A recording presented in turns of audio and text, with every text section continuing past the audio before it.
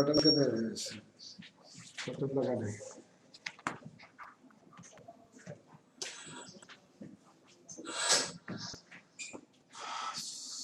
किती लोक आले?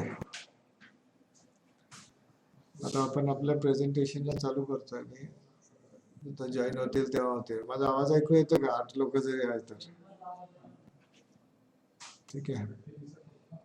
परवा आपण मॅनेजमेंट ऑफ कोऑपरेटिव्ह सोसायटीज असं चर्चेत घेतलं होतं. बरेचसं डिस्कस आपण केलं त्याच्यामध्ये. महत्वाचा भाग म्हणजे management of society section 72 of cooperative societies act.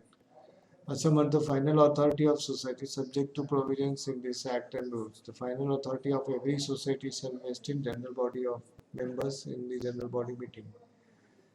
Summoned in such manner as may be specified in the bylaws, where the bylaws of a society provide the general meeting shall be attended by delegates appointed by the. एक आपण बघितलं होतं की cooperative सोसायटीचं management हे general बॉडीच्या हातात असतं आणि that is the final authority. त्याच्यानंतर आपण functions of powers and functions of management committee किंवा मॅनेजमेंट ऑफ अ सोसायटी. त्याच्यानंतर आपण मॅनेजमेंटचे डिटेल्स बघितले. त्याच्यानंतर मेंबर जे त्यांची ड्युटी जे एक्झिक्यूट करायला फेल होतात त्यांची जबाबदारी काय, मेंबरची जबाबदारी काय, बोर्ड मेंबरची जबाबदारी काय हे चर्चा केलं होतं. त्याच्यानंतर आपण एखादा मेंबरला जर काढायचं असेल किंवा तो मेंबर आपले ड्युटीज प्रॉपरली करत नसेल तर त्याला तुम्ही बडतर्फ करणे किंवा हकालपट्टी करण्याचे तुम्हाला अधिकार असतो. As per cooperative societies act जे मेंबर फ्रॉड करतात, फ्रॉडुलंट ऍक्टिव्हिटी असते, जे मेंबर पार्टिसिपेट प्रॉपरली करत नाही त्यांच्यावर नोटीस काढून त्यांना बडतर्फ करण्यात येतं किंवा हकालपट्टी करण्यात येते. त्याच्यानंतर आपण बघितलं की कोऑपरेटिव्ह सोसायटी आहे, असोसिएशन आहे, व्हॉलेंटरी ऑर्गनायझेशन आहे, लोकांसाठी, लोकांकरिता, लोकांपासून तयार झालेली संस्था आहे, लोकांसाठी काम करते आणि एक हेतू त्यांचा जो असतो तो साध्य करण्यासाठी कोऑपरेटिव्ह सोसायटी फॉर्म केली जाते. त्याच्यानंतर आपण थोडंसं प्रिन्सिपल्सवर चर्चा करत होतो. तर बरेचसे प्रिन्सिपल आपण चर्चा केलेले आहेत. त्याच्यामध्ये महत्त्वाचे प्रिन्सिपल मी सांगितले की ओपन अँड व्हॉलेंटरी मेंबरशिप आहे, डेमोक्रेटिक मेंबर कंट्रोल असतं, member economic participation, economic performance of the society depend upon the economic participation of the member. तुमच्या संस्थेमध्ये बँकेचा मेंबर झाला पण 1 रुपया बँकेत ठेवी नाही ठेवत, 1 रुपयाचं कॉन्ट्रीब्युशन नाही, मग अशा मेंबरचा फायदा नाही. तर ते या प्रिन्सिपल प्रमाणे त्यांना संस्थेच्या जे आर्थिक धोरण आहे, आर्थिक पॉलिसी त्याच्यामध्ये पार्टिसिपेट करावं लागतं. त्याच्यानंतर एज्युकेशन अँड ट्रेनिंग, मी जसं सांगितलं ट्रेनिंग घेणं हे प्रत्येक एम्प्लॉईजचं म्हणजे जेव्हा आपण शिक्षण घेतो तेव्हा आपल्याला प्रशिक्षण नसतं. शिक्षण घेण्याचा अर्थ काय, आपला बेसिक फंडामेंटल क्लिअर होतं, पण जेव्हा प्रशिक्षण घेतो तर त्या फंडामेंटलला आपण पॉलिश करतो. तर कोऑपरेटिव्ह सोसायटी ऍक्ट प्रमाणे जे काही मेंबर्स असतात, आता तर नवीन शिक्षणमध्ये दिलेलं आहे की प्रत्येक एम्प्लॉई जो कोऑपरेटिव्ह मध्ये काम करतो तो ट्रेन झाला पाहिजे, प्रत्येक सभासद आहे तो ट्रेन झाला पाहिजे, प्रत्येक मेंबर आहे तो ट्रेन झाला पाहिजे, प्रत्येक बोर्ड मेंबर ट्रेन झाला पाहिजे. संवैधानिक बदल केलेला आहे याच्यासाठी आणि 97 घटना दुरुस्तीप्रमाणे प्रत्येक सहकारी संस्थांच्या निगडीत असणारा माणूस ट्रेन झाला पाहिजे. त्याच्यासाठी ट्रेनिंग अँड डेव्हलपमेंट महत्वाचं आहे आणि त्याच्यासाठी एक यंत्रणा भारत सरकारने डिसाईड केली. त्याच्यामध्ये एनसीसीटी राष्ट्रीय सहकारी प्रशिक्षण परिषद आहे, त्याच्यानंतर वैकुंठ मेहता नॅशनल इन्स्टिट्यूट आहे, त्याच्या खालोखाल रिजनल इन्स्टिट्यूट्स आहेत, त्याच्या खालोखाल ICMs आहेत, त्याच्या खाली संघाचे ट्रेनिंग इन्स्टिट्यूट आहे. प्रायमरी लेवलपर्यंत 3 टायर लेवलवर ट्रेनिंग प्रोग्राम ट्रेनिंगची व्यवस्था केलेली आहे. आणि अपेक्षित असं असतं की प्रत्येक सहकारी संस्थांमध्ये काम करणारा व्यक्ती जो कार्मिक आहे, बोर्ड मेंबर आहे, जो संस्था चालवतो, जी संस्था चालवतात त्यांच्यासाठी किंवा जे सभासद आहे सगळ्यांना प्रशिक्षण दिलं पाहिजे.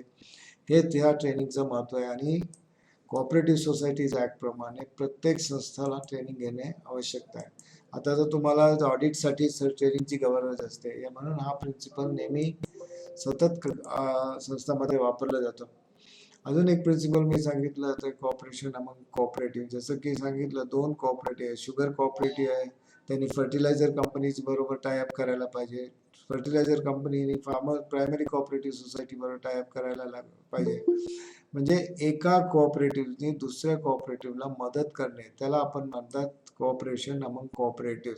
हे प्रिन्सिपल परवा मी चर्चा करताय तुम्हाला इफको क्रिप्कोचं जे मल्टी स्टेट कोऑपरेटिव्ह सोसायटीज आहे त्याचं उदाहरण दिलं होतं. अतिशय गरजेचं आहे की आपल्या जे सहकारी संस्थांना जर वाढवायचं असेल, प्रोग्रेस करायचं असेल तर आपल्याला या तत्वांवर काम करायचं आहे. आणि तत्व म्हणजे जसं प्रायव्हेट कंपनीमध्ये आर्टिकल ऑफ असोसिएशन असतो, मेमोरंडम ऑफ असोसिएशन असतो, आपल्या सहकार्यामध्ये ते बायलॉज असतात, बायलॉज प्रमाणे संस्था चालत असते. तर कन्सर्न फॉर कम्युनिटी हा शेवटचा प्रिन्सिपल आहे. त्याच्यामध्ये सामाजिक बांधिलकी, समाजाप्रती आपले काहीतरी कर्तव्य असतात, काहीतरी जबाबदारी असते. जसं कॉर्पोरेट गव्हर्नन्स आहे. कॉर्पोरेट गव्हर्नन्स हे प्रायव्हेट कंपनीला लागू असतो, कॉर्पोरेट गव्हर्नन्स हे आता कॉपरेटिव्हला पण लागू. जेव्हा कॉर्पोरेट गव्हर्नन्स म्हणतो याचा अर्थ कसा असतो, प्रायव्हेट कंपनीसारखं संस्था चालवायची, अतिशय प्रोफेशनली कंपनी चालवायची, ट्रान्सपरन्सी मेंटेन करायची. ह्या सगळ्या गोष्टी करत असताना आपल्यामध्ये समाजाप्रती जी भावना असायला पाहिजे. जसं तुम्ही बघितलं असेल रस्त्यावर लिहिलं असतं, हे garden sponsored by Tata company, हा दिवे जे लावले ते स्पॉन्सर्ड बाय कुठल्या कंपनीने, रिलायन्स किंवा गोदरेज. तसंच सहकारी संस्थाची पण जबाबदारी आहे. त्याला कोऑपरेटिव्ह जे संस्था आहे त्या सगळ्यांनी याच्यामध्ये भाग घ्यायचा असतो. बेसिकली तुम्हाला जर तुम्ही जर बघितलं तर आज जी सहकारी संस्था आहे ते नफा कमवतात. जेवढा नफा कमवतात त्याच्यामध्ये पण समाजासाठी त्याचे प्रॉपरली डिव्हिडंड देणे, प्रॉफिट संस्था चालवणे, सस्टेन करणे, मेंटेन करणे, या सगळ्या गोष्टीला करत असताना सामाजिक बांधिलकी ठेवायला. आता मी परवा उदाहरण दिलं होता, प्रायव्हेट बँका जर एक इन्स्टॉलमेंट चुकलं तर तुमची गाडी उचलून घेऊन जाते किंवा फ्लॅटवर कब्जा करायला येते किंवा तुमची जी प्रॉपर्टी खरेदी केली असेल ते घेऊन जातात. पण आपण काय करतो, आपण असं करत नाही. आपण त्याला पहिला फोन करतो, पहिला कन्व्हिन्स करतो, काय त्याची अडचण आहे ते जाणून घेतो. आणि ह्या सगळं करत असताना तुम्हाला कन्सर्न फॉर कम्युनिटीचा प्रिन्सिपल फार कामी येतो. दुसरं असं म्हणजे मॅनेजमेंटमध्ये जर आपण बघितलं की 3 घटक असतात. एक असतो वरचे बोर्ड ऑफ डायरेक्टर, दुसरं असतं मॅनेजमेंट कमिटी, दुसरं असतं या संस्थेमध्ये काम करणारे ऑफिसर, एक्झिक्युटिव्ह, सपोर्ट स्टाफ, तिसरं असतं मेंबर्स. आपण काम जी संस्था फॉर्म करतो ते मेंबर्ससाठी करतो. मेंबर्ससाठी करतो म्हणजे आपल्याला काय काम झालं की संस्था प्रॉफिटेबली चालवायला पाहिजे, संस्थांमध्ये लोकांची सॅलरी प्रॉपरली द्यायला पाहिजे, जो मेंबर आहे तो समाधानी पाहिजे. आता ग्राहक स्टोअरमध्ये जर ग्राहक आला आणि त्याला जी व्यवस्थित सर्व्हिस नाही मिळाली, व्यवस्थित रेट्स नाही मिळाले तर काय होणार. मग सहकारी संस्थेचा जो मेन उद्देश आहे की लोकांनी चालू केली आपल्यासाठी आणि लोकांनाच भलं होत नाही, म्हणजे हे चुकीचं आहे. तर इकडे तुम्हाला या सर्व तत्वांचा तंतोतंत फॉलो करावं लागतं. कायदा फार जुना आहे. तुम्ही जर बघितलं तर वेळोवेळी कायद्यामध्ये बदल केलेले आहेत जे मॅनेजमेंटसाठी लागणारे असतात. जरा 1904 पासून जे कायदा चालू झाला, मग 1912 मध्ये त्याच्यामध्ये बदल आणले, 1925 मध्ये आणले, बरोबर 1948 मध्ये त्याच्यामध्ये चेंजेस केले, मग नंतर 1960 मध्ये बदल करून नवीन कायदा आला आणि 61 मध्ये रूल आले. आता महाराष्ट्र राज्य सरकारी कायदा आहे तो 60चा कायदा आहे, 61चे नियम आहे. त्याचप्रमाणे केरळाचा वेगळा आहे, आंध्राचा वेगळा आहे, कर्नाटकाचा वेगळा आहे, तामिळनाडूचा वेगळा आहे, यूपीचा वेगळा आहे, बिहारचा वेगळा आहे, यूपीचा, म्हणजे प्रत्येक राज्याला आपला एक सहकारी कायदा आहे. त्याच्या आधारावर सर्व मॅनेजमेंट चालतं. आणि एक मुद्दा लक्षात घ्यावा की तुम्हाला जर असं ऐकलं की मल्टी स्टेट कोऑपरेटिव्ह संस्था, बहुराज्य सहकारी संस्था आणि स्टेट लेवलची सहकारी संस्था, जी आपली महाराष्ट्रामध्ये अर्बन क्रेडिट सोसायटी आहे, अर्बन बँक आहे किंवा जिल्हा बँक आहे, पॅक्स आहे, हे एक लिमिटेड मर्यादित स्टेटमध्ये काम करतात. ते डिस्ट्रिक्ट लेवलवर किंवा एक तालुका लेवलवर, एक विलेज लेवलवर किंवा राष्ट्रीय संस्था आहे ती राष्ट्रीय पातळीवर काम करत असते. पण जे बहुराज्य संस्था असते म्हणजे ज्या सोसायटीचं, ज्या कॉपरेटिव्ह सोसायटीचा कार्यक्षेत्र एकापेक्षा जास्त राज्यामध्ये किंवा त्यांचा व्यवसाय एकापेक्षा जास्त असेल, जर तुम्ही असं बघितलं multi state cooperative, Saraswat cooperative bank आहे, जनसेवा सहकारी कोऑपरेटिव्ह बँक आहे, जनता सहकारी बँक आहे, विश्वेश्वर बँक आहे, हे सगळे शेड्यूल्ड बँक आहे जे इतर राज्यामध्ये आपले ऑपरेशन आहे. यांना पण कोऑपरेटिव्ह सोसायटीज ऍक्ट लागू आहे, पण तो ऍक्ट कुठला आहे, तो सेंट्रल ऍक्ट आहे. मल्टी स्टेटला कुठला सेंट्रल ऍक्ट लागू होतो आणि जो स्टेट लेवलचा सध्या त्याला स्टेट ऍक्ट लागू होतो.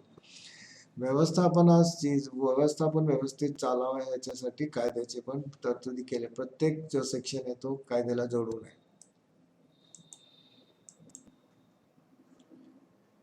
अजून एक फंक्शन्स कसे असतात, मॅनेजमेंटचे फंक्शन्स कसे असतात. पहिला प्रिन्सिपल आपण बघितला, democratic member control. Member control म्हणजे सभासदांचं संस्थेवर नियंत्रण पाहिजे. प्रत्येक सहकारी संस्था कायद्याप्रमाणे काम करत असते, पण कायद्याप्रमाणे त्याचे अधिकार पण आहे, जबाबदाऱ्या पण आहे. तर त्याचा जो महत्वाचा रोल आहे, त्यांनी जो आपलं काय म्हणतात लोकतांत्रिक आधारावर चालणारी संस्था आहे, म्हणजे लोकांसाठी संस्था निर्माण केली, लोकतांत्रिक आधारावर केली, म्हणून आपण इलेक्शन घेतो, बोर्डामध्ये डिसिजन घेतो. बोर्डामध्ये आपण त्याच्यामध्ये बघितलं तर मॅनेजमेंट कमिटीचे डिसिजन घेतो, त्याच्यामध्ये प्रस्ताव मांडतो, जनरल मीटिंगमध्ये पास करून घेतो, स्पेशल जनरल मीटिंगमध्ये पास करून घेतो. म्हणजे बऱ्याचशा गोष्टी आहेत ते कायद्याच्या आधारेवर असते. ऑटोनॉमस फंक्शनिंग म्हणजे तुम्हाला जर फंक्शन महत्वाचं फंक्शन आहे की इंडिव्हिज्युअल सोसायटी काम करते, म्हणजे या सोसायटीने काय केलं, त्या सोसायटीने काय केलं, आपला हेतू काय, आपला विजन काय, आपला मिशन काय आहे, आपला ऑब्जेक्टिव्ह काय आहे. तर तुम्हाला ह्या सगळ्या गोष्टी तंतोतंत फॉलो कराव्या लागतात. आणि जी तुमची ऑटोनॉमी आहे तुम्ही सोडत नाही, सोडायचीच नसते. खरं म्हटलं तर सोडत नाही म्हणजे तर सोडायचीच नसते. आपली ऑटोनॉमी खुद स्वतः मेंटेन करा. मॅनेजमेंटमध्ये सर्वात मोठं जे अडथळा येतो तो ऑटोनॉमीचा येतो, की तुम्हाला कामच करून देत नाही. काम करून देत नाही याचा अर्थ काय झाला, तुमचे जे ऑब्जेक्टिव्ह आहे, उद्देश आहे, ते साध्य होत नाही. आता प्रोफेशनल मॅनेजमेंट जर तुम्ही आजच्या काळात बघितलं, एक 2021 मध्ये किंवा 2021 मध्ये, किंवा आपण मागे 5 वर्ष जर मागे वळून बघितलं, तर कोऑपरेटिव्ह बँका, cooperative institutes, cooperative sugar factories, cooperative consumer store, cooperative spinning mills, urban credit society, urban bank, ह्या सगळ्या गोष्टी, हे सगळे बँका जे काम करतात ते प्रोफेशनल मॅनेजमेंट. म्हणजे पहिली गोष्ट, प्रोफेशनल मॅनेजमेंट म्हणजे काय, व्यावसायिक व्यवस्थापन म्हणजे काय. एक छोटंसं उदाहरण देतो मी तुम्हाला. जर तुम्ही बघितलं, एक वरचा जो चेअरमॅन आहे, जो आपल्या मीटिंगला अटेंड करतो, मीटिंगला आलो त्याला सिटिंग भत्ता मिळतो, त्याला कोऑपरेटिव्ह मध्ये काम करण्याचं श्रेय जातो, त्याला लोक ओळखतात, लोक समाजामध्ये तो प्रतिष्ठित व्यक्ती असतो. पण एखादा चेअरमॅन म्हणणार की बाबा मी एखाद्या कस्टमरला म्हटलं, एखाद्या क्लायंटला म्हटलं, त्याला जर प्लॉट घ्यायचे असेल, बंगला घ्यायचा असेल, प्रॉपर्टी घ्यायची असेल, तो बँकेकडून लोन अपेक्षित करतो. चेअरमॅनला जाऊन भेटला तर चेअरमॅन म्हणतो तुम्ही 10 वाजता ऑफिसला या माझ्या, उद्या आपण बँकेत आपण बोलू. याचा अर्थ काय झाला की ती जी कमिटमेंट आहे ती बँकेची कमिटमेंट चेअरमॅन मार्फत गेली.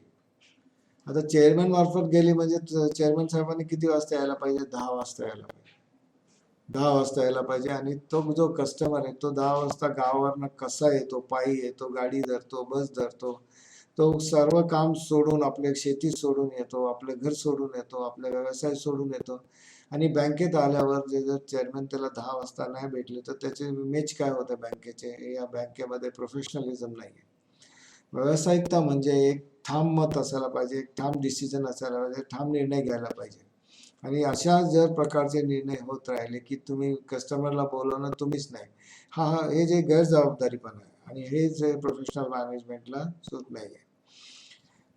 तुमचे जर बँकेमध्ये काम करता, तुम्ही लोन देता, डिपॉझिट घेता, जर त्याच्यामध्ये तुमचं व्यवस्थित डिपॉझिटची इन्फॉर्मेशन जात नसेल, लोनची इन्फॉर्मेशन जात नसेल, किती इन्कम टॅक्स काटला, किती सर्व्हिस टॅक्स काटला, किती जीएसटी काटला, जर कस्टमरला समजतच नसेल तर मग तुमच्या बँकेत अकाउंट उघडण्याचा त्याला फायदा काय, किंवा तुमच्या संस्थेचं जोडून त्याला फायदा काय. बेसिक म्हणजे प्रत्येक मेंबरला, प्रत्येक बोर्ड मेंबरला, प्रत्येक एम्प्लॉईला कस्टमरसाठी काम करायचं, त्यांनी सक्षम रित्या त्याच्यावर काम करायचं असतं, आणि त्याला प्रोफेशनलिझम म्हणतात. दुसरं एक असं आहे की तुमचे बाहेर एक बाहेरचं कस्टमर, एक असतं आतला कस्टमर. आतला कस्टमर कोण आहे, सगळे एम्प्लॉईज जे तुम्ही म्हणता, सगळे एम्प्लॉई जे तुमचे कस्टमर आहेत, तुमच्या सगळ्यांच्या बँकेमध्ये अकाउंट असतं. जर तुम्हाला नवीन नोट पाहिजे असेल तर बँकेमधले काय करतात, आपल्यासाठी नोट नाही, जेव्हा कस्टमरने मागितलं तर त्यांना म्हणतात आज नोट आलेच नाही, मिळालेच नाही, भेटू शकत नाही. तर हा जो फरक आहे तुम्ही ते करू नका. आणि दुसरा एक महत्वाचा याच्यामध्ये प्रोफेशनल मॅनेजमेंटमध्ये कस्टमर लिंकेज आहे, कस्टमरची जी कनेक्टिव्हिटी आहे, कस्टमर बरोबर तुमचं बोलणं चालणं वागणं. सर्वात जास्त जे कस्टमर तुम्हाला सोडून जातात ते बिकॉज ऑफ युअर ॲटिट्यूड, तुमची वागणुकीची पद्धत, तुमची बोलण्याची पद्धत, तुम्हाला कस्टमर हँडल करण्याची पद्धत, या सगळ्या गोष्टी जर तुम्ही बघितलं बँकेमध्ये काम करत असताना, बँकेमध्ये नाही तुम्ही कुठेही काम करा, जेव्हापर्यंत तुमचा बिहेवियर चांगला नाही लोक तुमच्यावर नाही राहत, ते निघून जातील तुमच्याकडे. तर एक प्रोफेशनल मॅनेजमेंट आणण्यासाठी फार गरजेचं आहे की आपण एकमेकाला जोडून एक टीम वर्कमध्ये काम करायचं. आता तर एक नवीन सिस्टम आला ISO 9000, international standard of operation. हे इंटरनॅशनल स्टँडर्ड ऑपरेशन आले, त्याच्यामध्ये क्वालिटी सर्कल्स आले. आम्ही क्वालिटी सर्कल बनवतो, बँकेमध्ये क्वालिटी सर्कल असतात, कंपनीमध्ये क्वालिटी सर्कल असतात. आणि क्वालिटी सगळ्या लोकांनी मेंटेन करावं याच्यासाठी एक रूल अँड पॉलिसी घेतली आहे, त्याला आपण प्रोफेशनल मॅनेजमेंट म्हणतो. दुसऱ्या याच्यामध्ये असं सांगितलंय की फंक्शन्समध्ये असं अतिशय महत्वाचं आहे की avoid political interference and corruption.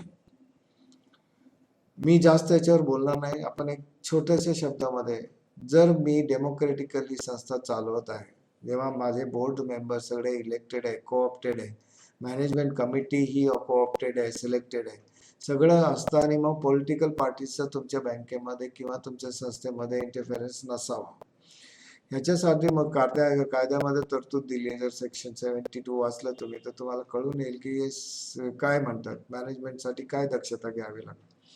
तर थोडक्यात म्हणायचं, कुठल्याही प्रकारचं करप्शन, अफरातफरी असेल, मिसरिप्रेझेंटेशन असेल, मिसअप्रोप्रिएशन असेल, पैशाचे डोलाढाल असेल, कुठल्याही गोष्टीमध्ये ट्रान्सपेरन्सी आणि एक ट्रूथ, एक सत्यता ठेवायची, जेणेकरून सगळ्यांना फायदा होईल त्याचा.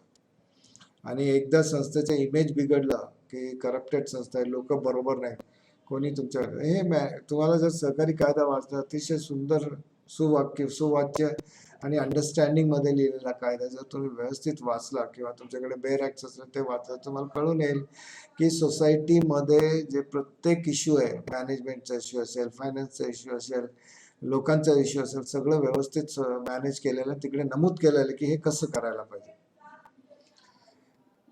त्याच्यानंतर administration and improve reporting system government and now सहकारी संस्था. द इफेक्टिव्ह मॅनेजमेंट म्हटलं, प्रोफेशनल मॅनेजमेंट म्हटलं तर काय येतं की ॲडमिनिस्ट्रेशन चांगलं पाहिजे, त्याच्यामध्ये जी मॉनिटरिंग सिस्टम आहे, रिपोर्टिंग सिस्टम आहे, ती चांगली पाहिजे. रिपोर्ट, आता मी एक हायरकीप्रमाणे बोलतो. जर तुम्हाला CEO तुमच्या ऑफिसमध्ये head of the unit, CEO वर चेअरमॅन आहे, चेअरमॅननी CEO ला आदेश दिले की आज बँकेमध्ये या वर्षात एवढा नफा झाला पाहिजे, एवढं प्रॉफिट झालं पाहिजे. नफा झाला पाहिजे, प्रॉफिट झाला पाहिजे, ठीक आहे, त्याचे टार्गेट पण दिले, पण ते कसं करायचं, कसं आपल्या अचीव करायचं, हे कोणाच्या हातामध्ये आहे? जेव्हापर्यंत तो टीम बनवत नाही, त्याचं ॲडमिनिस्ट्रेशन क्वालिटी इम्प्रूव्ह करत नाही, त्यापर्यंत त्याला नाही जमणार. आपला जो ॲडमिनिस्ट्रेशन असतो तो महत्त्वाचा असतो. ॲडमिनिस्ट्रेशनसाठी तुम्ही जर बघितलं तर आपला कोऑपरेटिव्ह डिपार्टमेंट आहे, डिपार्टमेंटचा रोल काय आहे?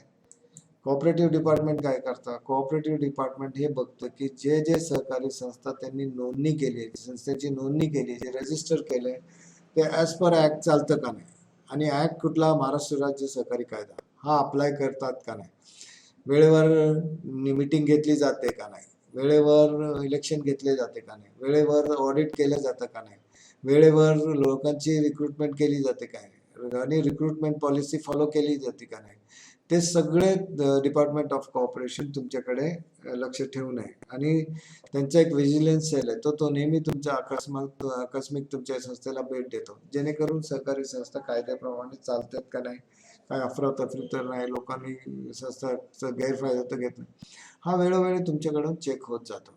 आणि त्याच्यासाठी जे तुम्हाला गव्हर्नमेंटला रिपोर्टिंग आहे, डिपार्टमेंट ऑफ कॉर्पोरेशनला रिपोर्टिंग आहे, ते वेळेवर होतं का नाही, गव्हर्नमेंटचे टॅक्स व्यवस्थित भरले का नाही, TDS भरला का नाही, GST भरला का नाही, या सगळ्या गोष्टीचा एक रिपोर्टिंग जो सिस्टम आहे तो चांगला पाहिजे. आणि व्यवस्थापनमध्ये हे बघितलं जातं, कुठलाही मॅनेजर असेल त्याला आपण विचारणार का सगळंच काम तू करणी नाही करणार, तर त्याचं अपेक्षित आहे की त्यांनी एक टीम बनवायला पाहिजे, टीममध्ये त्यांनी काम करायला पाहिजे. नेक्स्ट असं आहे की good accounting and auditing practice. मॅनेजमेंटमध्ये दोन गोष्टी फार महत्वाच्या आहे. ह्या दोन गोष्टीला पर्याय नाही आहे, ह्या गोष्टीला शॉर्टकट नाही आहे. तुम्ही डिपॉझिट घेतलं 10% घेतला तर कस्टमरला 10% मिळायला पाहिजे, 10% मिळायलाच पाहिजे त्याला. त्याचे शेअरच्या रेशोने त्याला डिव्हिडंड मिळायला पाहिजे, तोही तुमचं ठरलेलं आहे, सगळं तुम्ही प्लॅन केलेलं आहे. पण जेव्हा अकाउंट्स प्रिन्सिपल्स आहे, जेव्हा अकाउंट्सचे प्रिन्सिपल आपण बघतो तर अकाउंटिंग ह्या विषय असा आहे की टेक्निकल माणसाला ज्याला अकाउंटचं ज्ञान असतं तेच करू शकतो, कोणी दुसरं करू शकत नाही. बेसिकली आपण जेव्हा अकाउंटिंगसाठी माणसं ठेवतो तर हे पहिलं बघायला पाहिजे की त्याला अकाउंटिंग येतं का नाही, त्याने अकाउंटिंगची प्रशिक्षण किंवा शिक्षण घेतलंय का नाही, त्याला येऊन बसवला, तो जर शिकलेला नसेल त्याला अकाउंटिंग प्रिन्सिपल तो काम करू शकणार नाही. तर मॅनेजमेंटचा हा रोल आहे की त्यांनी असे माणसं ठेवायला पाहिजे की जेणेकरून जे आपल्या पैशाची उलाढाल आहे किंवा बिझनेसची बिझनेस करतो आपण, त्याचे जे घेवाण चालले, लोकांना पैसे द्यायचे, लोकांकडून घ्यायचे, याचं व्यवस्थापन प्रॉपरली होतं का नाही, याच्यासाठी काय करायला पाहिजे. प्रत्येक अॅन्युअल जनरल मीटिंग मध्ये तुम्ही बघितलं तर जो पहिला मुद्दा असतो तो जे काही लोन अप्रुव्हल करायचे, जे पॉलिसी इम्प्लिमेंटेशन करायचं, ते जे काही मिनिट्स ऑफ मीटिंग आहे मागचे ते बघितलं जातं. पण सर्वात मोठा महत्वाचा मुद्दा असा असतो की तो तुमची बॅलन्स शीट बघतात. बॅलन्स शीट तुमची ॲज पर गिव्हन, तुम्ही जर फ्रेमवर्क बघितलं बॅलन्स शीटचं, जो कॉपरेटिव्हला प्रिन्सिपल आहे, N फॉर्म आहे, D फॉर्म आहे, हे सगळे वेगळे वेगळे फॉर्म्स आहेत. ते बॅलन्स शीट त्याप्रमाणे झालं का नाही, का असं फॉर्मॅट बनवलं की सगळ्या संस्थांमध्ये युनिव्हर्सल अकाउंटिंग सिस्टम पाहिजे, सारखं अकाउंटिंग एकाचं एक असं नाही, ते सारखं पाहिजे आणि त्याचे जे जे प्रिन्सिपल आहे ते फॉलो. जेव्हा मॅनेजमेंट बघतं हे सर्टिफाईड ऑडिटर्सनी काम केलं आहे, ऑडिटर्सनी काम केलं आहे, पॅनल्समध्ये ऑडिटर्स आहेत, चार्टर्ड अकाउंटंट्स आहेत, त्यांनी अकाउंटिंग केलं आहे आणि त्यांनी ऑडिट केलेलं आहे, जेव्हा सर्टिफिकेशन होतो त्याच्यावर तुमचं ऑडिट ग्रेड जे असतं, जर तुम्हाला ऑडिट क्लासिफिकेशन मिळतो त्याच्यावर तुमच्या संस्थेचं समाजामध्ये स्टेटस मिळतो, तुम्हाला A क्लास मिळतो, B क्लास मिळतो, C क्लास मिळतो, D क्लास मिळतो. शक्यतो ऑडिटिंग वेळेवर सर्टिफाईड ऑडिटर किंवा सर्टिफाईड पॅनल मेंबरनी झालं का नाही हे मॅनेजमेंटनी पहिलं बघावं. जर असं नाही झालं तर तुमचे फायनान्शियल स्टेटमेंट जे तुम्ही आर्थिक उलाढाल किंवा आर्थिक व्यवहार जे झाले ते तुमच्या अॅन्युअल रिपोर्टमध्ये पब्लिश होतात, जे तुम्ही मेंबर्सला पाठवता, जे कस्टमरला देता, तुम्ही शेअर होल्डर्सला देता, त्याच्यामध्ये चूक होता कामा नये. हे मॅनेजमेंटचा रोल आहे. त्यांनी बघावंच लागणार की बॅलन्स शीट वेळेवर सबमिट होते, वेळेवर ऑडिट होते, बॅलन्स शीटमध्ये जे डिफरन्सेस आहेत ते प्रॉपरली एंट्री, तुमचं ट्रायल बॅलन्स, तुमचं profit and loss tax, income expenses, ज्या प्रकारची संस्था असेल त्या प्रकारे तुम्ही, जर आमची ट्रेनिंग इन्स्टिट्यूट आम्ही इन्कम अँड एक्सपेंडिचर अकाउंट बनवतो, तुमची जर बँकेची आहे तर तुम्ही तो इन्कम अँड एक्सपेंडिचर बनवता, ट्रेडिंग युनिट असेल तर ते ट्रेडिंग युनिटचा प्रॉफिट अँड लॉस अकाउंट बनतं. अशा प्रकारे ज्या प्रकारचं कॉपरेटिव्ह असेल त्या प्रकारचं तुम्हाला तिकडे बॅलन्स शीट झालं का नाही आणि ते पण ऑडिट झालं का नाही, सर्टिफाईड बॅलन्स शीट आहे का नाही, हे लक्षात ठेवायला पाहिजे. बऱ्याचशा गोष्टी आहेत त्या मी चर्चा करत नाहीये कारण की थोडंसं तुम्ही पण वाचन करून घ्या, जर एकदमच एका विषयावर टिकलं तर खूप वेळ लागेल. आता ह्याच्यामध्ये फार महत्वाचं आहे एन्श्युअर गुड गव्हर्नन्स आणि accountability of management and members. Accountability म्हणजे जबाबदारी. आपण म्हणतो ना, तुम्हाला तुमचं जर चुकलं तर तुमची जबाबदारी आहे, तुमच्यावर सगळं म्हणजे जे काय आहे तुमच्यावर आहे, ठीक आहे, तुमची अकाउंटेबिलिटी तिकडे क्रिएट केली. 97 घटना दुरुस्तीप्रमाणे जर बघितलं तर बोर्ड मेंबर्सची जबाबदारी, मेंबर्सची जबाबदारी आणि मॅनेजमेंटची जबाबदारी, हे तिन्ही गोष्टीचा. आणि गुड गव्हर्नन्स हा वर्ड का यूज केला की गुड गव्हर्नन्स मध्ये तुमचे मॅनेजमेंट प्रिन्सिपल वापरले का नाही, प्रिन्सिपली ऑर्गनायझेशन चालली का नाही, कुठली अफरातफरी तर झाली नाही, कुठल्या लोकांचे इमेज तर खराब झाला नाही, लोकांनी तुमच्याकडून कर्ज घेतलंय पण दिलं नाहीये, बुडवलं झालं, NPA वाढलाय, आणि वर्षानुवर्ष मग जर NPA वाढत असेल तर बँकेत मध्ये काम करण्याचं उद्देश काय, या सगळ्या गोष्टी जे गव्हर्नन्स असतात, गुड गव्हर्नन्स पाहिजे. गव्हर्नन्स मध्ये अजून एक मुद्दा आहे, जे काही डॉक्युमेंटेशन तुम्ही तयार करता, जे काही फायलिंग तयार करता, गुड गव्हर्नन्सची चांगली इमेज असते. ती एखादी संस्था प्रोफेशनली काम करते, एखादी संस्था व्यवस्थित काम, पण डॉक्युमेंटेशन प्रॉपर नसेल तर त्यांचा जो दस्तऐवज आहे ते जर खराब असेल तर त्याला मॅनेज करणं फार अवघड होतं. तर गुड गव्हर्नन्स मध्ये पहिल्यामध्ये papers in writing, papers in file, papers in operation, papers in use आणि papers given to the government, हे सगळ्याची फाईल व्यवस्थित पाहिजे. पांच तत्व है जो कि आपको ध्यान में रखना है. गुड गव्हर्नन्सचा बेसिक प्रिन्सिपल आहे की माझे डॉक्युमेंटेशन व्यवस्थित पाहिजे. आता गुड गव्हर्नन्सचा दुसरा पोर्शन असं की माझे जो लोक काम करतात त्यांना प्रॉपरली प्रोफेशनली काम करू शकता का नाही. नाव एखादा व्यक्ती आहे, त्याला अकाउंटचं काम दिलं किंवा मार्केटिंगचं काम दिलं, मार्केटिंग मध्ये काम दिलं त्याला बोलताच येत नाही, त्याला कायदा मार्केटिंगचा माहिती नाही. एखाद्याला मॅनेजर केला बँकेच्या, त्याला रिझर्व्ह बँकेचे नियमच माहिती नाही आहे, नेगोशिएबल इन्स्ट्रुमेंटच माहित नाही काय. एखाद्याला कंझ्युमर स्टोअर ग्राहक संरक्षण कायदाच माहिती नाही आहे. तर जिकडे जिकडे ज्या ज्या गोष्टीची गरज असते तिकडे तिकडे तुम्ही ते वापरायला पाहिजे. आता तुम्हाला एक सांग, मी प्रायव्हेट कंपनीमध्ये 10 वर्ष काम केलं. तुम्हाला तिकडे कोणी शिकवायला नसतं, तुम्ही शिकावं लागतं की टॅक्स कसं भरायचं, ऑक्ट्राय कसं. पहिला ऑक्ट्राय होता, आता GST आला. ठीक आहे, पहिले ऑक्ट्राय एक्साईज किती, आता एक्साईजच्या GST आले. पण प्रिन्सिपली मॅनेजर किंवा ऑफिसर त्याला माहिती पाहिजे तो एक्झॅक्टली काय करतो. आणि गव्हर्नन्स मध्ये जर तुम्ही बघितलं, गव्हर्नन्स अगर चांगला नसेल किंवा तुमच्या जे नियंत्रण चांगलं नसेल, लोक चांगले नसतील, संस्था बुडणं ठरलेलं आहे. पण ज्या संस्था व्यवस्थित काम करतात त्यांची गव्हर्नन्स ठीक आहे, ती कोऑपरेटिव्ह संस्था अतिशय चांगलं काम करते. तर हे जे 4-5 गोष्टी आहेत तुम्ही ते लक्षात ठेवा. आणि कॉन्स्टिट्युशनल अमेंडमेंटचं थोडं बघायचं तर कायद्यामध्ये काय बदल केला, कोऑपरेटिव्ह रिफॉर्म्स म्हणजे जानेवारी 212 मध्ये कोऑपरेटिव्ह रिफॉर्म्सचे प्रिन्सिपल आले. नाव कोऑपरेटिव्ह रिफॉर्म्स म्हणजे काय, म्हणजे रिएंजिनिअरिंग ज्याला म्हणतात, पुनर्गठन करायचं, म्हणजे त्याच्यामध्ये परिस्थितीमध्ये बदल करायचा. ओके. नाव पहिला मुद्दा आला 97 घटना दुरुस्तीमध्ये. पहिला बघितलं की त्यांनी तो कॉन्स्टिट्यूशन अमेंडमेंट का केलं.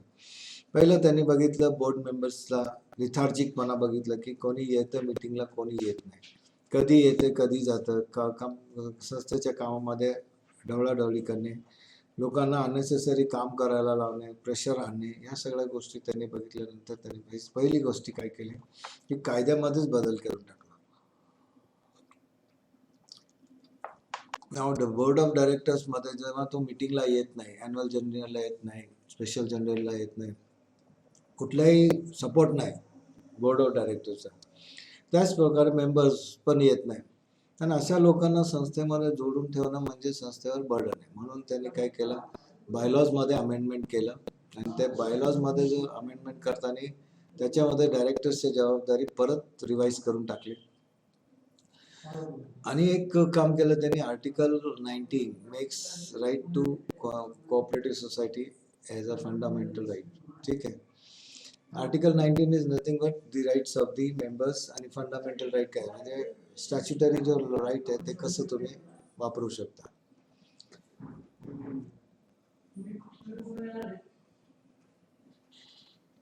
आणि अजून एक दुसरं आहे की संस्थेच्या आधारावर बनवलेली आहे तुम्ही की व्हॉलंटरी ऑर्गनायझेशन, लोकतंत्र आधारावर काम करते. या सगळ्या गोष्टी करत असताना तुम्हाला असं का वाटतं की तिकडे रूल असायला पाहिजे, नियम असायला पाहिजे. जसं इलेक्शन कमिशनर असतो, इलेक्शन जेव्हा लोकसभा राज्यसभाचे इलेक्शन कमिशनरची नियुक्ती केली जाते, त्याचप्रमाणे आपल्या कोऑपरेटिव्ह सोसायटीमध्ये पण ऍक्ट करण्यास, सुपरवाइज करण्यासाठी, इलेक्शन कंडक्ट करण्यासाठी इलेक्शन कमिशनर किंवा इलेक्शनसाठी स्पेशल ऑफिसर नेमलं जातं. त्याचं काम आहे की त्यांनी जे सगळे इलेक्शन आहे ते as a as per the legislature त्यांनी करायला पाहिजे. आणि कोऑपरेटिव्ह सोसायटीमध्ये वेळोवेळी इलेक्शन घेण्याचा उद्देश काय आहे की नवीन लोकांना संस्था चालवायला मिळायला पाहिजे, नवीन विचार यायला पाहिजे, नवीन सोसायटी तयार झाली पाहिजे. कारण की प्रत्येक माणूस जर 5 वर्ष राहून काही काम केलं नाही तर संस्था चालत नाही. आता त्याच्यासाठी गव्हर्नमेंटने काय केलं की वेळोवेळी त्याचे इलेक्शन झाले पाहिजे.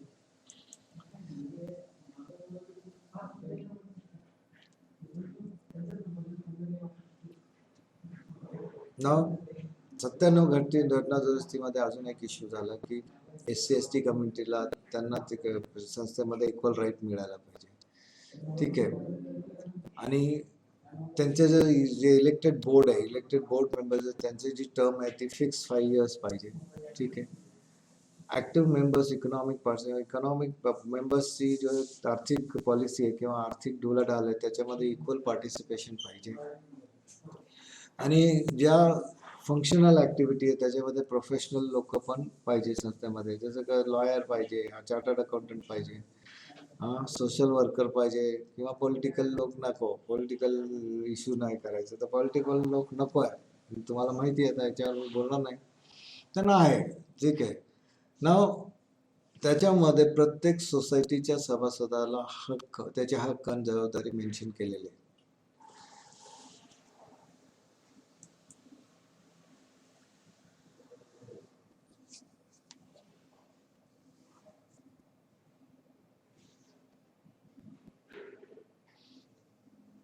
तर ह्याच्यामध्ये अजून एक इश्यू येतो की ऍक्टिव्ह मेंबर कोण.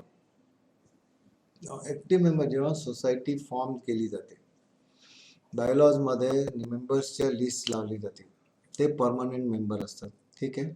आता हाऊसिंग सोसायटीमध्ये जर तुम्ही एखादा फ्लॅट घ्यायला जाता, जेव्हा फ्लॅट खरेदी केला तर तुम्ही त्या सोसायटीचे परमनंट मेंबर असतात. आणि तुम्ही काय केलंय तिकडे तुमच्या सोसायटीमध्ये नाव नोंदणी आहे, तुम्ही सह्या केलेले आहे. आणि प्रत्येक मेंबर्सने हाऊसिंग सोसायटीमध्ये जनरल मीटिंग घेतात पण मोठी सोसायटीमध्ये घेतात पण ॲन्युअल जनरल मीटिंगला प्रत्येक मेंबर्सनी अटेंड राहायला पाहिजे आणि त्यांनी आपलं कॉन्ट्रीब्युशन द्यायला पाहिजे. तिकडे कॉन्ट्रीब्युशन इन द सेन्स संस्थेचं व्यवस्थापन कसं चालायला पाहिजे, कसं करायला, काही तुमचे जे सजेशन असतात ते फ्लोट व्हायला पाहिजे.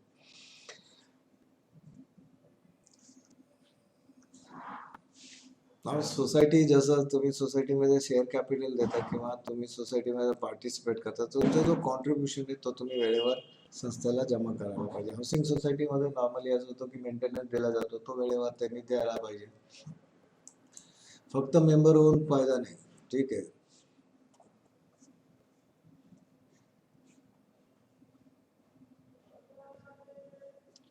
ठीक आहे. मेंबर्स ऍक्टिव्ह असायला पाहिजे प्रत्येक गोष्टीमध्ये, त्याला तिकडे एंट्रीज त्याच्यासाठी दिलेली आहे.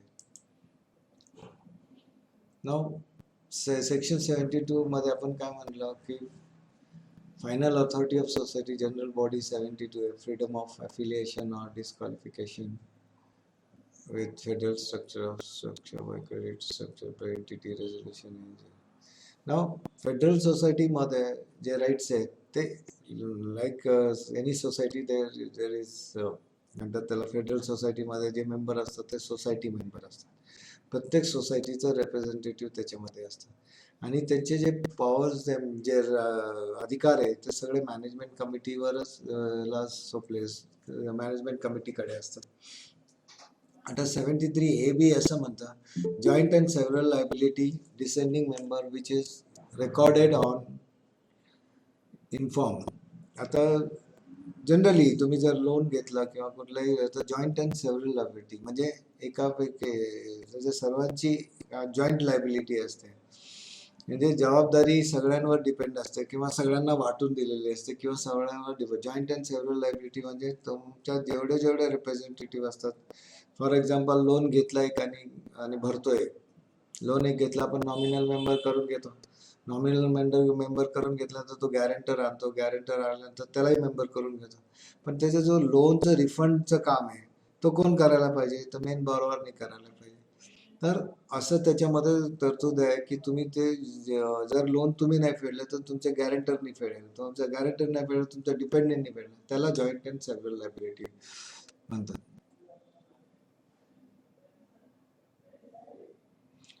म्हणजे जेव्हा बोर्डमध्ये आपण म्हणतो की मोशन पास झालेले पाहिजे, म्हणजे तुम्ही जर एखादा रेझोल्युशन पास केलं तर त्याला कन्सेंट करणारे 1/3 2/3 किंवा 1/3 मेंबर्स ची कन्सेंट लागते.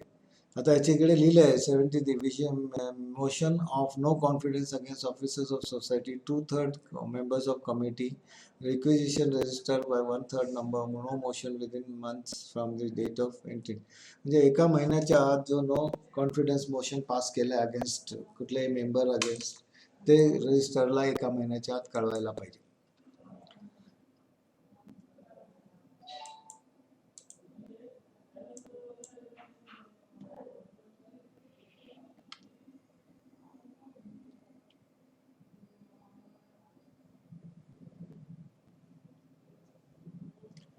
आता याच्यामध्ये 73 मध्ये असं म्हटलंय की the committee shall consist of numbers as per bylaws.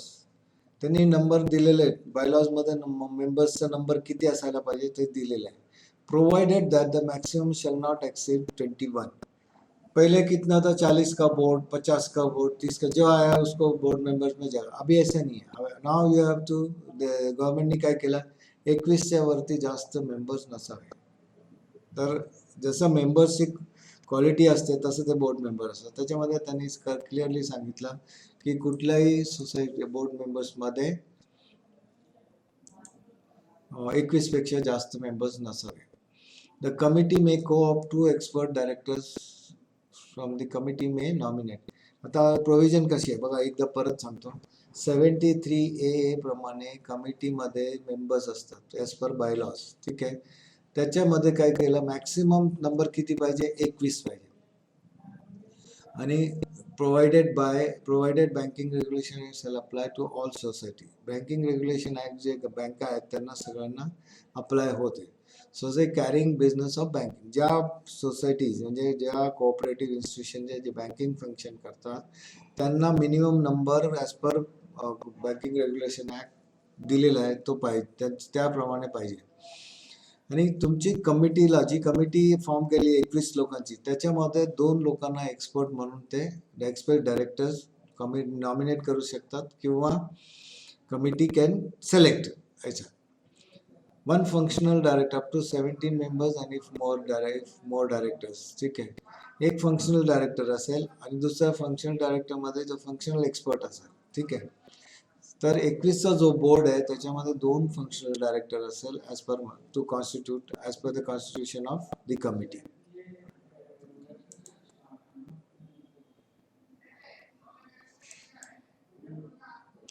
Housing society. ठीक आहे. नाव ह्याच्यामध्ये एक लक्षात ठेवा, 73B असं reservation of certain seats on committee societies and election day 2.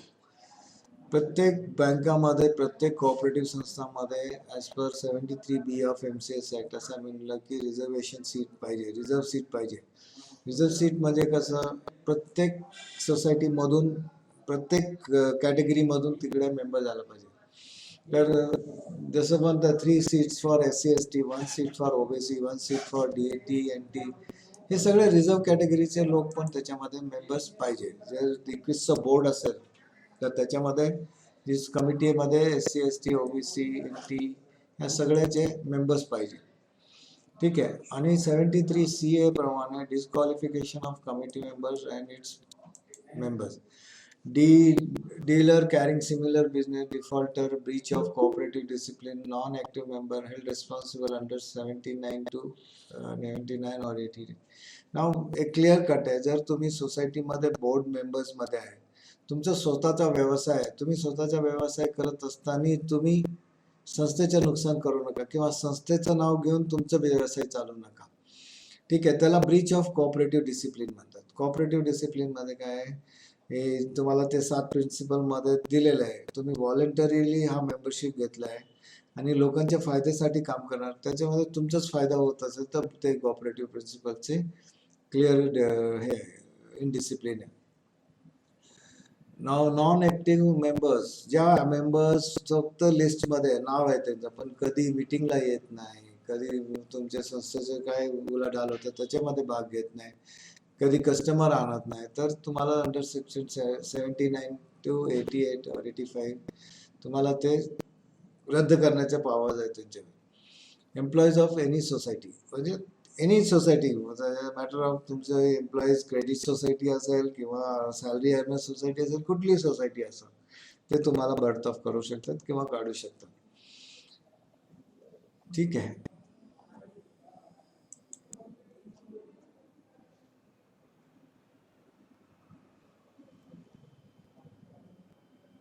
नाव एक अजून तरतूद आहे की bylaws number 116 bylaw model bylaws मध्ये 116 आहे, त्याच्याप्रमाणे सोसायटीचे इलेक्शन जसं 5 वर्ष कम सपोज पहिला ज्या बॉडी आहे त्याची 5 वर्ष कमी संपत आले त्याच्या आत त्यांनी इलेक्शन घ्यायला पाहिजे. त्याच्यामध्ये सेक्शन 373 CB आणि रूल्स प्रोसिजर दिलेले आहेत त्यांनी, तर तुम्ही ते फॉलो करायला पाहिजे. इलेक्शन 5 वर्षाच्या आत घ्यायला पाहिजे. Committee to initiate state election authority for holding its election before expiry of कमिटीने इंटिमेट करायला पाहिजे जो पण स्टेट लेवलचा कमिशनर अधिकारी असेल, इलेक्शन अधिकारी, की त्यांच्या बोर्डाच्या त्यांचे जे कमिटीचे जे 5 वर्ष ते पूर्ण होत आले संस्थेचा इलेक्शन घ्यावा. ठीक आहे. On failure of the committee members shall cause to hold office after expiry of action by the register. Simple आहे. जर तुम्ही इंटिमेट केलं नाही रजिस्टरला इलेक्शन घ्यायला, तर तुम्ही जर कंटिन्यू केला तर तुम्हाला रजिस्ट्रार ॲक्शन घेईल तुमच्यावर. ठीक आहे.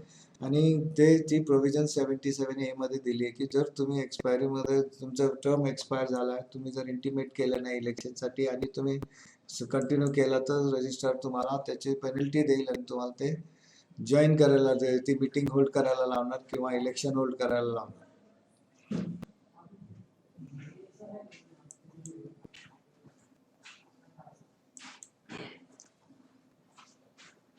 हे इलेक्शनचं तर सांगितलंय की date of declaration election program, date of announce the time and declaration to last date for making nomination 5 days from the date of declaration of election, the date of publication list of पूर्ण इलेक्शनचं procedure follow केलं तर जसं नॉमिनेशनचा date fix केलेला आहे, election hold कधी करणार आहे, membership आपलं इलेक्शनचा फॉर्म कधी भरायचं आणि बॅक ऑफ कधी करायचं, तर एव्हरीथिंग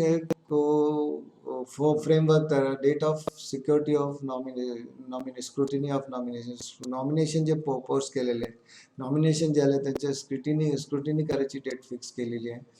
आणि date of publication of list to valid nomination after scrutiny next day after the date of completion of स्क्रुटिनीची एक डेट आहे. सपोज 10 दिवस स्क्रुटिनी करायला लागला, 1 ते 10 तारीखपर्यंत स्क्रुटिनी झाली पाहिजे. त्याच्यानंतर स्क्रुटिनाइज लिस्ट जी आहे ती तयार करून ती पब्लिश करायला लागते. तर पब्लिकेशनचा पण टाइम लागतो की 1 महिन्याच्या आत हे सगळं व्हायला पाहिजे. आणि जनरली असं आहे की स्क्रुटिनीची डेट जर 10 दिवस झाली तर नेक्स्ट डे ती नोटीस बोर्ड किंवा पब्लिश झाली पाहिजे. अब इसमें कैंडिडेचर कधी विड्रॉ करू शकतात तर 15 days from the date of publication of list of valid after scrutiny. जेव्हा लिस्ट स्क्रुटिनी होती ती पब्लिश झाली तर त्याच्यानंतर 15 दिवस तुमच्याकडे असतात तुमचं नाव परत घेण्यासाठी, withdrawal of the name. Date of publication of final list contesting candidate and allotment of election symbols. तुम्हाला जे विड्रॉल झाल्यानंतर त्याच्यानंतर फायनल लिस्ट जी तयार होती विड्रॉल नंतर, त्याच्यामध्ये तुम्हाला जे सिम्बॉल पाहिजे, कोणाकडे हत्ती असतो, कोणाकडे केटली असतं, कोणाकडे झाडू असतं, हे जे चिन्ह हे तुम्हाला प्रत्येकाला दिले जातात. आणि यू आर कंडक्टिंग इलेक्शन आणि तुम्हाला कुठे इलेक्शन होईल, किती वाजता होईल, कोण इलेक्शन घेणार, हे सगळं क्लिअरली तुम्हाला shall be taken if necessary not earlier than 7 दिवसाच्या आत. तुम्हाला इलेक्शनच्या 7 दिवसाच्या आत तुम्हाला या सगळी माहिती मिळायला पाहिजे. 7 दिवस कमीत कमी, 15 दिवस जास्त तुम्हाला ते माहिती मिळायला पाहिजे. फायनल लिस्ट पब्लिकेशनच्या आत तुम्हाला हे सगळं, आणि त्याच्यानंतर ज्या डेटला फिक्स होईल त्या दिवशीला इलेक्शन होणार. आणि वोट्स काउंटिंगसाठी पहिली गोष्ट आहे की कुठे काउंटिंग होणार. जसं लोकसभाच्या इलेक्शन तुम्ही बघितलं की एखाद्या शाळेमध्ये किंवा pre decided location where all the ballot boxes are taken, सगळ्या बॅलेट बॉक्सेस जे मतपेटी आहे ते घेऊन जातात एक दिवस ज्या दिवशी इलेक्शन संपणार त्या दिवशीच रात्री तिकडे शिफ्ट केले जातात अत्यंत सिक्युरिटीमध्ये. तसंच कोऑपरेटिव्हचं इलेक्शन कुठे होणार आणि त्याची मतमोजणी कुठे होणार याचे डेट व्हेन्यू कळवतात, जेणेकरून तुम्ही तुमच्या जो रिटर्निंग ऑफिसर आहे त्याला तुम्ही कळू शकता की आमचा कुठला रिप्रेझेंटेटिव्ह इलेक्शनला हजर राहणार. तर या गोष्टी तुम्हाला जर बघितल्या तर smooth conducting and counting of इलेक्शनसाठी अतिशय महत्त्वाचे आहे. नाव एक त्याच्यामध्ये लिहिलं आहे की section 75 annual general body meeting audit within 4 months and AGM within 6 months. म्हणजे तुम्ही ऑडिट 4 महिन्याच्या आत, audit within 4 months and AGM within 6 months. तुम्हाला अॅन्युअल जनरल मीटिंग ऑडिट 4 महिन्याच्या आधी घ्यायला पाहिजे आणि जनरल मीटिंग तुमची 6 महिन्याच्या आत झाली पाहिजे.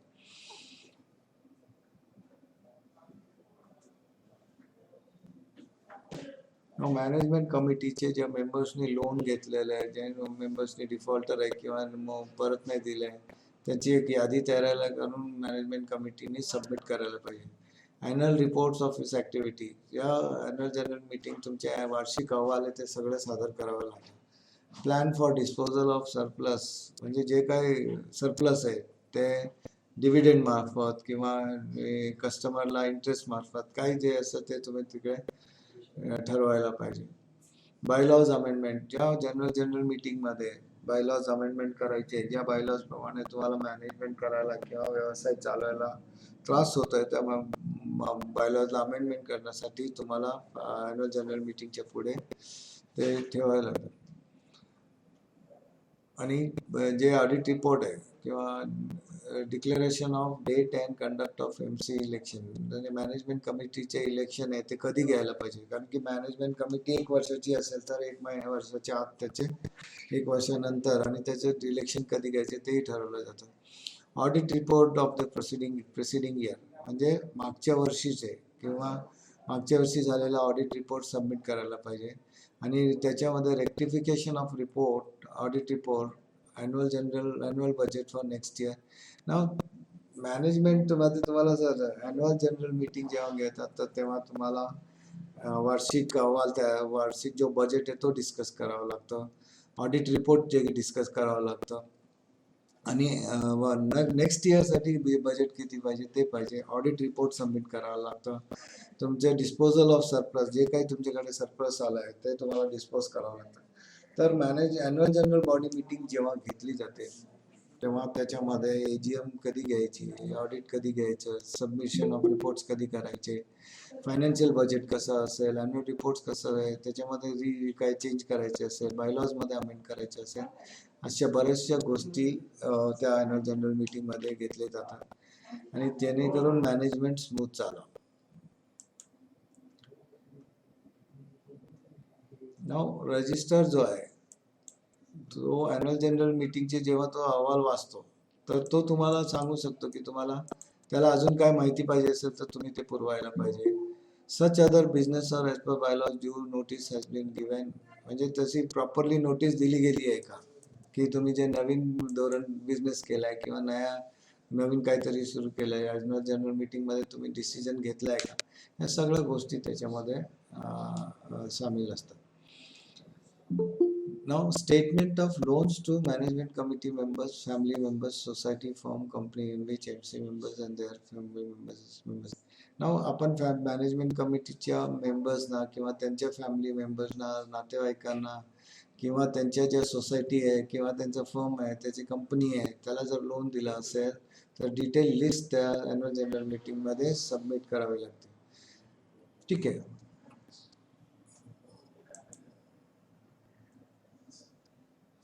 इसमें एक और चीज़ है, ये तो मी सांगितलं. 75(2) is appointment of auditor in AGM and filing returns in 30 days. तुमच्या AGM मध्ये जो फायनल अथॉरिटी आहे त्यांनी ऑडिटर अपॉइंट केला आहे आणि त्यांनी आपल्या AGM मध्ये निर्णय घेतले की जे पण रिटर्न्स फाईल करायचे, बट इन्कम टॅक्स रिटर्न्स असेल, GST रिटर्न्स असेल किंवा सर्व्हिस टॅक्स रिटर्न्स असेल, ते विदिन 30 days करायला पाहिजे. 75(3) with every balance sheet report of the committee, प्रत्येक बॅलन्स शीटवर त्या कमिटीचं रिपोर्टिंग पाहिजे. आणि 75(4) audited balance sheet, profit and loss account, audit report, preceding financial year, rectification report, earlier audit committees financial year, rectification report of earlier audit and committees report, 75 default by officers, members disqualification. ना जर तुम्ही overall चित्र बघितला तर पहिल्या गोष्टी काय की बायलॉज मध्ये ज्या नोटीस तुम्ही दिले का ते दिलेले गेले का व्यवस्थित, जे बिझनेस ट्रान्सफर असंच. आणि अदर इन्फॉर्मेशन म्हणजे काय, कुठली वेगळी माहिती त्याच्यामध्ये महत्वाचं कुठलं आहे, बिझनेस तुमचे जे व्यवसाय ते एज पर बायलॉज चाललंय का नाही. 72A असं म्हणतो अपॉइंटमेंट ऑफ ऑडिटर, जे ऑडिटरला अपॉइंट करायला पाहिजे आणि रिटर्न 30 डेजच्या आत करायला पाहिजे. With every balance sheet report of committee, म्हणजे प्रत्येक बॅलन्स शीटमध्ये जो कमिटीचा रिपोर्ट तो पाहिजे. ते बॅलन्स शीटमध्ये काय फरक असेल किंवा काय जास्त झाला, खर्च जास्त झाला असेल, इन्कम कमी झाला असेल, त्याची इन्फॉर्मेशन तुम्हाला ॲन्युअल जनरल मीटिंगमध्ये द्यायची. ठीक आहे. बाकी सगळे जे डॉक्युमेंट असेल, बॅलन्स शीट असेल, प्रॉफिट अँड लॉस आहे, ऑडिट रिपोर्ट आहे, फायनान्शियल रेक्टिफिकेशन रिपोर्ट आहे आणि ऑडिट कमिटीज रिपोर्ट आहे, सगळे तुम्हाला ते सबमिट करावं लागतं. Now default made by servant employee, penalty up to 5,076 special general meeting. Now आपल्या सोसायटीमध्ये जे काम करणार आहे त्यांनी काहीतरी डिफॉल्ट केलेला आहे किंवा त्याच्याकडून काय चोरी झालेली, त्यांनी चोरी केलेली, अफरातफर केली, ते स्पेशल जनरल मीटिंग कंडक्ट करून त्याच्यावर कार्यवाही केली जाऊ शकते. स्पेशल जनरल मीटिंग मध्ये अब इसमें देखिए default by officer end management disqualification for 5 years. Now disqualification for 5 years जर त्यांनी डिफॉल्ट केला असेल, कुठलाही डिफॉल्ट केला असेल, म्हणजे अफरातफरीचा असेल, मिसअप्रोप्रिएशनचा असेल, त्याला फायनान्शियल फाईन असतो, पण त्याच्या मेंबरशिप मधून त्याला 5 वर्षाला बडतर्फ करून करतो, डिस्क्वालिफिकेशन करतो. If not called accordance with the requisite, the register authorized person so called such meeting. अगर तुमने स्पेशल जनरल मीटिंग नाही बोलवली तर रजिस्टरने जे माणसाला ऑथराईज केला तो माणूस तुमचा ॲन्युअल जनरल मीटिंग घेऊ शकतो. स्पेशल जनरल मीटिंग घेऊन तो कारवाई करू शकतो. आता ज्या दोन गोष्टी आहे, या ज्या स्पेशल जनरल मीटिंग करण्यामध्ये जे खर्च आहे ते ज्या माणसाने फॉल्टी माणूस आहे किंवा डिफॉल्टर आहे त्याच्याकडून घेतली जाईल किंवा सोसायटीकडून घेतली जाईल, असं त्याचं प्रोव्हिजन आहे. जो जबाबदार आहे त्यांनी खर्च बेअर करायला पाहिजे, बाय डिफॉल्ट त्याच्याकडेच जातं ते. पण जनरली जर सोसायटी स्पेशल जनरल मीटिंग बोललेली त्याचा खर्च जो आहे तो सोसायटीने करायचा असतो. पण माझ्या मते जेव्हापर्यंत मी बघितलं ते जो मेंबरच्या अगेन्स्ट ऍक्शन घेतलंय त्यांनी भरायचं असतं.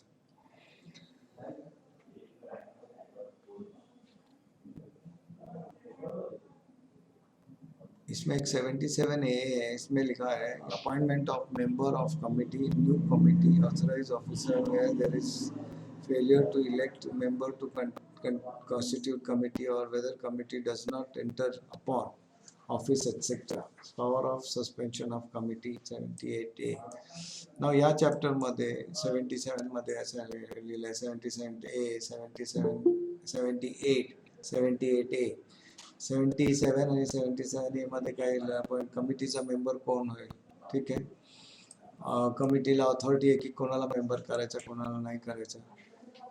78 मध्ये power of suspension of committee, कमिटीला जर सस्पेंड करायचं असेल तर 78 मध्ये त्याच्या प्रोव्हिजन्स दिलेले.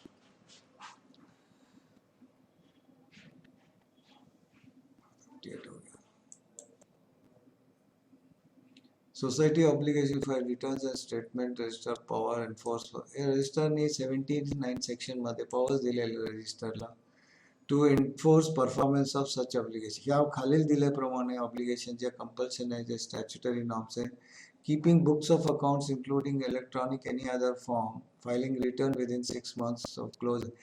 प्रत्येक फायनान्शियल इयरच्या क्लोजिंगमध्ये 1A फॉर्मॅट आहे, रिटर्न्स फाईल करायचे 6 महिन्याच्या आत.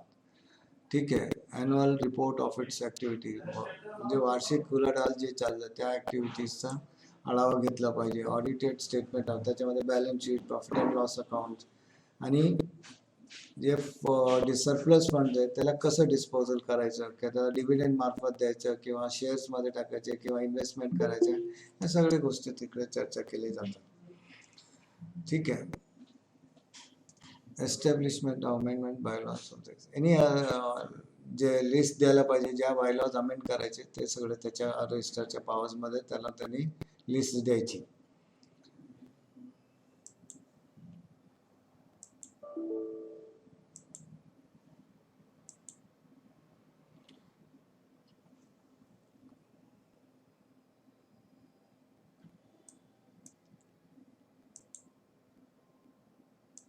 त्याच्यामध्ये एक दिलं आहे, declaration regarding date of general body meeting, conduct election when due, any other information required by register, name of auditor form.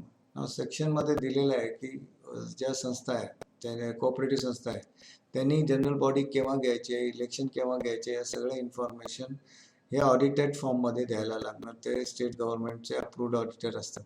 नाव 79 आहे, government power to give directions in the public interest. नाव काही शुगर फॅक्टरी आहे, जिल्हा bank आहे, मोठे मोठे consumer store आहे, त्याचे जे गव्हर्नमेंटला पॉवर दिले की त्यांना डायरेक्शन दिलं जातं की या पब्लिक इंटरेस्टमध्ये काम केलं पाहिजे. ते ॲन्युअल जनरल मीटिंगमध्ये तुम्ही डिस्कस करायला पाहिजे. विदिन ऑडिट जो पार्ट आहे, within 4 months from close of financial year. एकदा इयर एंड संपला तर 4 महिन्याच्या आत ऑडिट झालं पाहिजे. ठीक आहे. रिस्पॉन्सिबिलिटी ऑफ सोसायटी, ही जबाबदारी सोसायटीची आहे. सोसायटीने 4 महिन्याच्या आत तुमचे ऑडिट करायला पाहिजे, ऑडिट झालं पाहिजे. हे जे पॅनलिस्ट असतात, जे ऑडिटरचं एक पॅनल तयार केलं जातं, जो पॅनल तयार केला जातो तो रजिस्टरने तयार केलेला असतो. त्या पॅनलमधूनच तुम्ही ऑडिटर निवडायला पाहिजे. आणि त्याचे जे पोजेसिंग रिक्वायर्ड क्वालिफिकेशन आहे, त्याला प्रॉपर एक्सपिरियन्स आणि क्वालिफिकेशन असायला पाहिजे त्याच्याकडे. त्यालाच तुम्ही पॅनल करता. खरं म्हटलं तर एम्पॅनलमेंट रजिस्ट्रारच करतात आणि त्यांच्या आधारावर तुम्ही तो रजिस्टर जो ऑडिटर आहे त्याला तुम्ही सगळ्या तुमच्या संस्थेचा ऑडिट करायला. ठीक आहे.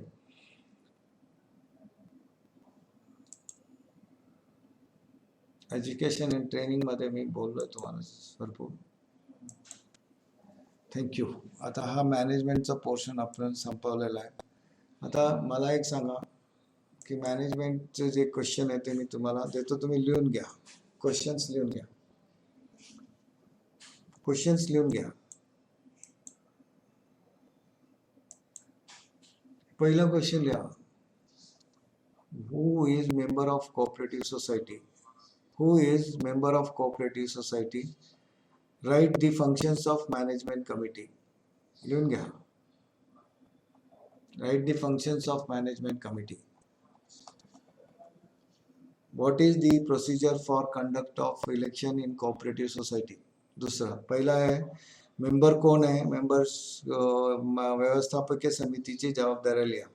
दुसरा प्रश्न असा आहे की who can conduct election of cooperative society, give powers of register cooperative society. ठीक आहे. आणि amendment of what is amendment of bylaws, explain the duties and responsibility of board of directors for amending the bylaws. ठीक आहे. एवढे करा. अजून काही प्रश्न असेल तर विचारा.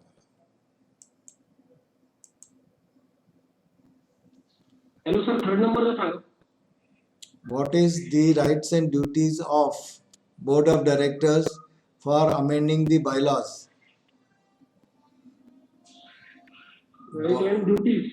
Duties of board members for amending. Marathi मध्ये बोर्ड ऑफ डायरेक्टर्सच्या उपविधीमध्ये दुरुस्तीसाठी जबाबदारी आहे. हे लिहा. मराठीमध्ये करून घ्या, पण मी थोडस मराठीमध्ये सांगितलं. ठीक आहे. सर सेकंड नंबर सांगायचा सर. काय हो? Second number. Second number sir. काय होतं ते? सेकंड नंबर काय? Right the function of management committee आहे का? Right the function of management committee and role of members.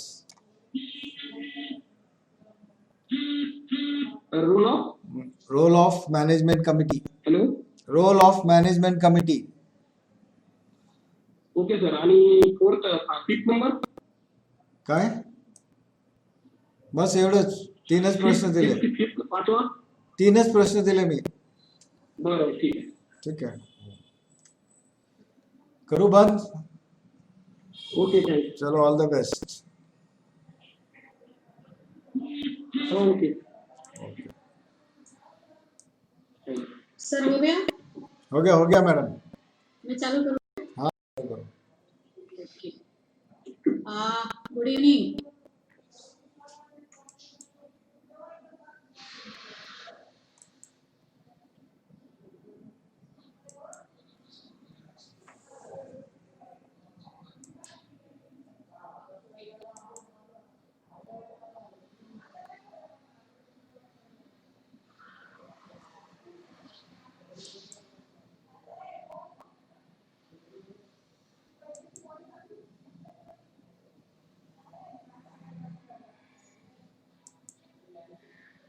हाँ चालू ही नहीं होता sir.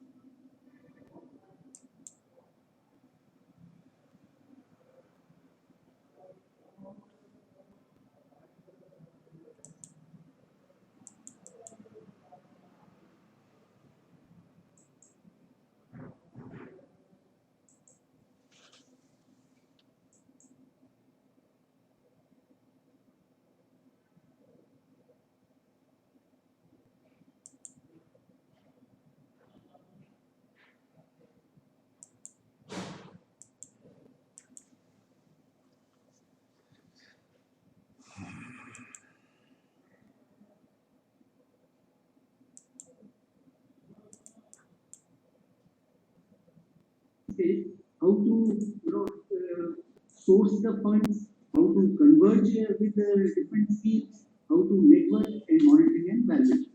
So that is what we have proposed a simple program of 5 days to begin with. So later on, as the recording stop KIA.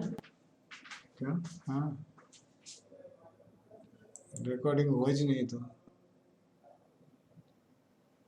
कहाँ recording हुआ?